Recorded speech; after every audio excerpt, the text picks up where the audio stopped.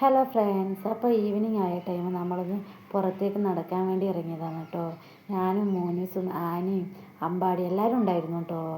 നമ്മളവിടെ ഇവിടെ ഇങ്ങനെ കറങ്ങിത്തിരിഞ്ഞ് നടന്നു. മോനൂസും അമ്പാടിയാണ് സൈക്കിളൊക്കെ ഉരുട്ടി കളിക്കുന്നതുണ്ടായി കേട്ടോ. പിന്നെ സന്ധ്യ ആകാനായി. അപ്പോൾ നമ്മൾ മെല്ലെ അവിടെ നിന്ന് തിരിച്ചു. അപ്പോൾ പോകുന്ന വഴിയിൽ നമ്മൾ മാങ്ങയൊക്കെ പറിച്ചിട്ടുണ്ടായിരുന്നു കേട്ടോ. പിന്നെ ആ വീട്ടിലെത്തിയ ശേഷം നമ്മൾ അവിടെ നിന്ന് ഉപ്പും മുളകൊക്കെ എടുത്ത് കൊണ്ടുവന്ന് നമ്മൾ കഴിക്കാൻ നോക്കി.